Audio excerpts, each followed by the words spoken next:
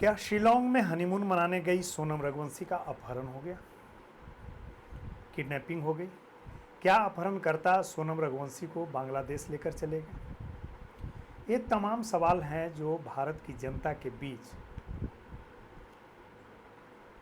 जो है उतरा रहे हैं, तैर रहे हैं और उनके मन में कौंध रहे हैं। नमस्कार, मैं Rakesh Kumar. The untold stories by Rakesh Kumar YouTube channel में आप सभी दर्शकों का हार्दिक अभिनंदन है। आज मैं सच्ची घटनाओं पर आधारित इस एपिसोड में रवि रघुवंशी और सोनम रघुवंशी के लापता होने की कहानी को विस्तार से देखेंगे। बात 20 मई की है। इंदौर से एक नवविवाहित दंपति, न्यूली मैरिड कपल, इंदौर से हनीमून मनाने के लिए शिलोंग जाते हैं। यानी मध्य प्रदेश से मेघालय तक का सफ़र है। मेघालय मेघों का प्रदेश है, मेघों का, क्लाउड्स का जो है होम ऑफ क्लाउड्स है। अपनी प्राकृतिक सौंदर्य के लिए मेघालय विख्यात है। न्यूली मैरिड कपल्स अपने हनीमून टूर के लिए पूर्वोत्तर राज्यों में मेघालय को खूब पसंद करते हैं, क्योंकि प्राकृतिक सौंदर्य से भरपूर वादियों में प्रेमी युगल अपने प्रेमी की प्रकृति को प्राकृतिक वातावरण में डूबकर समझते हैं और अंतरंगता को आत्मसात कर लेते हैं। कुछ ऐसे ही ख्यालातों के साथ सोनम रघुवंशी और रवि रघुवंशी इंदौर से मेघालय पहुंचते हैं।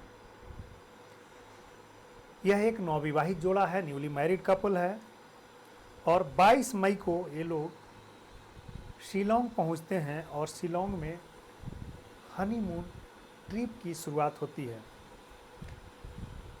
नॉन गैरियट विलेज में वे रात में ठहरते हैं। नॉन गैरियट विलेज जो है, नॉन गैरियट गांव जो है, वह पूर्वी खासी ज़िले, ईस्ट खासी ज़िले जो मेघालय का एक ज़िला है, उसमें है और वहीं पे लोग 22 की रात्रि में होम स्टे करते हैं। 23 की सुबह ये लोग उस होम स्टे से चेकआउट करते हैं और ट्रैकिंग के लिए निकल जाते हैं।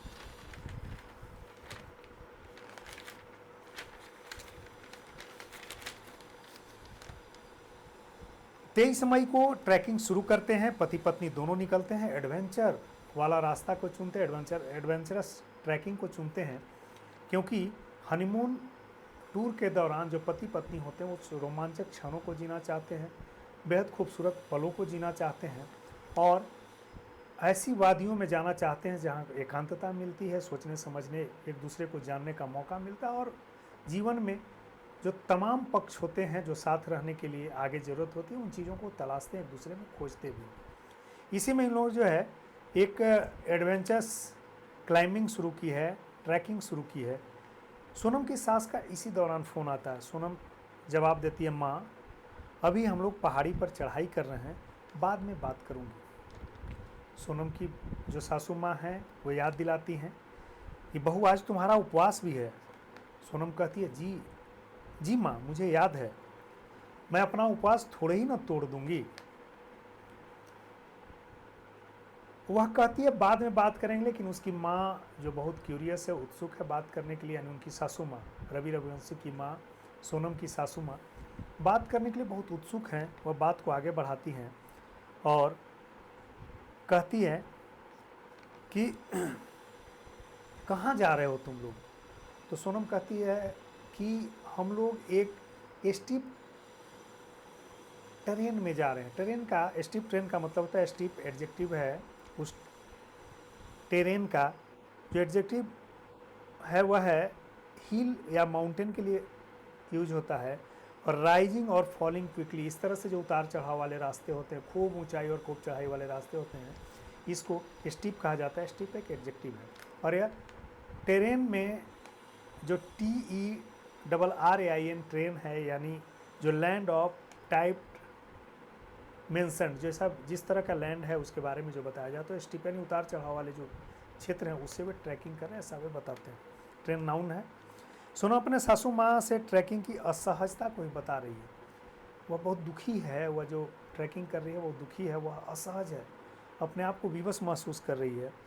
वो बता रही, माँ जहाँ हम लोग ट्रैकिंग कर रहे हैं वह रास्ता दुर्गम है, उतार चढ़ाव से भरा हुआ है, घनघोर जंगल है, मौसम भी खराब है। माँ मैंने इनको यानी इनको कहने वो जो पत्नियां हैं इनको नाम नहीं लेती हैं अपने पतियों का, मैंने इनको यानी राजा को मना की थी, किंतु वे हमारी सुनते कब हैं। माँ मैं बहुत थक गई हूँ, यहाँ सांस लेना मुश्किल हो रहा है। यह जो है सोनम रघुवंशी का अपने सास के साथ बातचीत का अंतिम वीडियो क्लिप है। इसके बाद एक अगला वीडियो क्लिप भी लोगों के बीच में तेज़ी से पहुंच रहा है। वह है सोनम रघुवंशी की सास यानी रवि रघुवंशी की मां और बेटे रवि रघुवंशी के बीच जो बातचीत हुई है उसका एक रिकॉर्ड भी लोगों के बीच है। मां फ़ोन करती है बेटे को, चूँकि बहू को याद दिलाती है उपवास का, बेटे बहू दोनों का उपवास है, याद दिलाती है कि बाहर गए हुए हो, बाहर जो है हनीमून टूर पे गए हुए हो, तो ऐसा ना कि उपवास जो है तुम्हारा टूट जाए, खंडित हो जाए, इसीलिए याद कराती है। वो कुछ घर में बना रही होती है और उस ऑडियो में बर्तन खटखटाने का जो किचन में खाना बनाने के समय की आवाज़ है वह भी है। और उसी दौरान माँ को याद आता होगा कि आज इन दोनों का बेटा बहू का उपवास है, तो उन्हें ज़रा याद करा दे, फ़ोन कर ले। उसी दौरान फ़ोन करती हैं, तो कहाँ हो तुम लोग? तो माँ मैं चढ़ाई चढ़ रहा हूँ, पहाड़ी चढ़ रहा हूँ, रवि ऐसा बताते हैं। तो कहाँ पहुँच गए? तो हम लोग पहाड़ की चोटी पर चढ़ चुके हैं और यहाँ फल का आनंद ले रहे हैं, केले का आनंद ले रहे हैं। ऐसा बता रहे हैं रवि कि मैं फल खा रहा हूँ, केले हम लोग खा रहे हैं। हम लोगों ने उपवास का खास ख्याल रखा है और हमने उपवास तोड़ा नहीं। माँ ने कहा कि ऊपर क्या करने चले गए? तो रवि बताते हैं कि ऊपर जंगल देखने गए। माँ ने कहा कि जंगल तो नीचे से भी दिख जाता है। बड़ी सहज, माँ बहुत सहज स्वभाव की हैं और माताएं होती भी हैं अपने पुत्रों के लिए, बहुओं के लिए इसी सहज स्वभाव की। वो कहती हैं कि ऊपर जाने की क्या जरूरत, जंगल तो नीचे से भी दिख जाता है। वो थोड़ा मजाकिया लहजे में बोलती है कि ऊपर क्यों जा रहे हो भाई, तुम लोगों ने अभी तक वीडियो नहीं शेयर किया। रवि बताते हैं माँ इंटरनेट की कनेक्टिविटी बहुत कमज़ोर है, तुम लोग इंदौर वापस कब आ रहे हो, तुम्हारी बहुत याद आ रही है। रवि बताते हैं बस केवल 2 दिन का ट्रिप बाकी रह गया, फिर हम लोग आपके पास आ जाएंगे। यह अंतिम संवाद था माँ बेटे के बीच का, माँ बहू के बीच का संवाद मैंने पहले बताया। इसके बाद संपर्क टूट जाता है, किसी भी तरह का कोई संपर्क न इंदौर में उनके परिवारजनों का रवि रघुवंशी और सोनम रघुवंशी से हो पाता है। इसी बीच में अनहोनी की आशंका होने लगती है कि आखिर क्या हुआ, संपर्क कैसे टूट गया। इंदौर में उनका परिवार मध्य प्रदेश शासन प्रशासन से गुहार लगाता है कि उनके बेटे शिलोंग गए हुए हैं, मेघालय गए हुए हैं, ट्रैकिंग कर रहे थे, उस दौरान अंतिम बातचीत हुई है और इसके बाद संपर्क टूट गया है, किसी तरह का कोई संपर्क नहीं हो रहा है, किसी अनहोनी की आशंका हो रही है। और वहाँ का शासन प्रशासन जो है, वहाँ के मुख्यमंत्री इसमें पहल करते हैं, शासन प्रशासन पहल करता है। मेघालय के शासन प्रशासन से जो है गुहार लगाता है कि आप इस दंपति को खोजिए, इस दंपति के बारे में पता लगाइए, सुराग कहीं कुछ मिले तो आप देखिए। इसी बीच में मौसम बहुत ख़राब होता है, मौसम इतना ख़राब होता है कि पूछिए नहीं। वो घटना 24 की है जिस दिन संपर्क टूट जाता है और 24 मई को स्थानीय ग्रामीणों के साथ जो मेघालय प्रशासन, मेघालय की पुलिस जो है खोजबीन शुरू करती है, लेकिन कुछ अता पता नहीं चलता।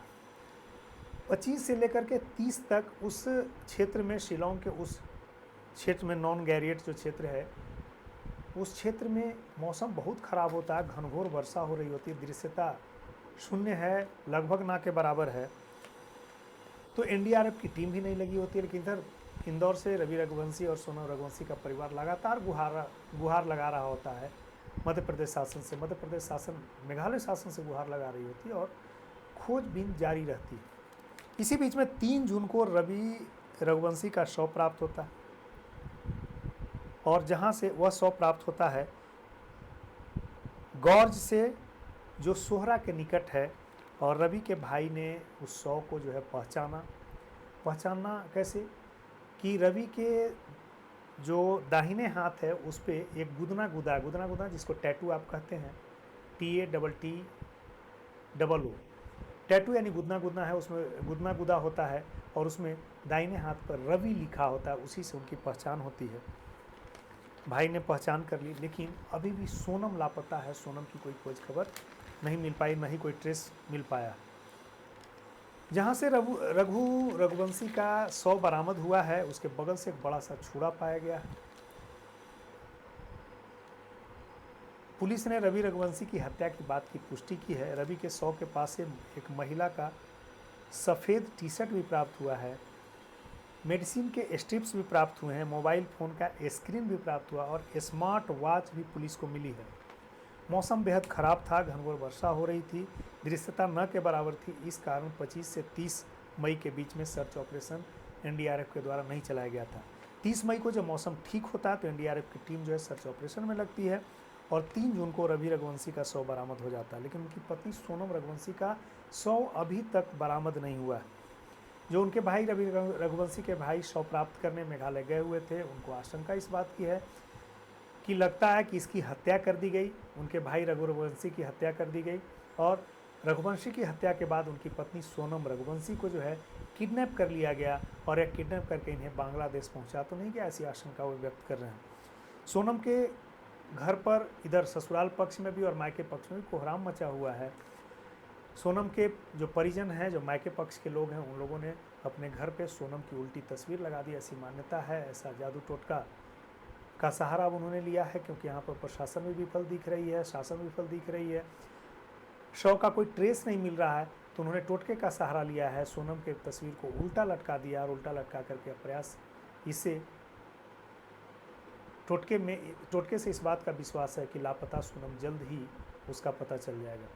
लेकिन नियति को कुछ और ही मंजूर था। जो प्रकृति की वादियों में प्राकृतिक सौंदर्य के बीच जो पत्नी मध्य प्रदेश से मेघालय की यात्रा करते, इंदौर से शिलोंग की यात्रा करते, एक दूसरे को समझने, प्रकृति के निकट जाने, उसके सौंदर्य को निहारने, एक दूसरे को निहारने और जानने की कोशिश में जाते हैं, वह जो है कहीं एक दूसरे में खोने का प्रयास होता है। लेकिन आज वे इस दुनिया से खो गए और इस दुनिया से खोने का गम न सिर्फ उन दोनों के परिवारों के बल्कि पूरा भारत को है कि आखिर जब कोई पर्यटन के लिए किसी स्थान पर जाए तो उसकी हत्या क्यों कर दी जाए। यह सवाल पूरा भारत पूछ रहा है और पर्यटन स्थलों की सुरक्षा की जिम्मेवारी सरकार की बनती है और इस सुरक्षा की जिम्मेवारी में चूक अगर रवि की, जैसा पुलिस ने बताया कि रवि रघुवंशी की हत्या हुई है, तो हत्या क्यों हुई, उन कारणों का पता लगाया जाना चाहिए। आगे से ऐसी हत्याएं न हो इसके लिए भी जो है परफेक्ट व्यवस्था होनी चाहिए, परफेक्ट पुलिसिंग की व्यवस्था होनी चाहिए। क्योंकि पर्यटक स्थल, जिन राज्यों की इकोनॉमी जो है पर्यटक पर, टूरिस्ट पे टिके होते हैं, वहाँ पर इस तरह की लचर सुरक्षा व्यवस्था किसी भी सूरत में जायज़ नहीं है, यह सवालिया निशान है।